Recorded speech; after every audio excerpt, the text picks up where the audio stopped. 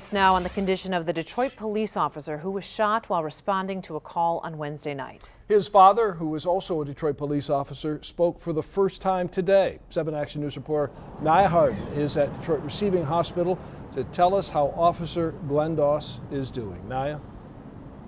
Well, Officer Glenn Doss's father was out here just about an hour ago to tell us his son is still alive. But he says the doctor is giving him a 50-50 chance at life, saying that his condition can go either way.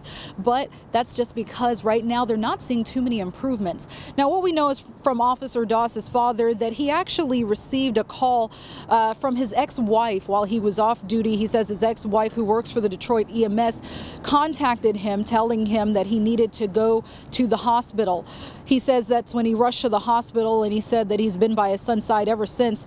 Now, we know that the father got on dispatch asking everyone to pray for his son after he had been shot in the head. So far, the problem seems to really be the swelling. He's not responding well to medication. Officer Doss is unable to speak right now or move, but his father says he can still hear. Now, he talked about how strong he knows his son is, and he says that he himself is a man of faith. And in his voice, you could sense that, but you could also sense that he's at peace with whatever happens next.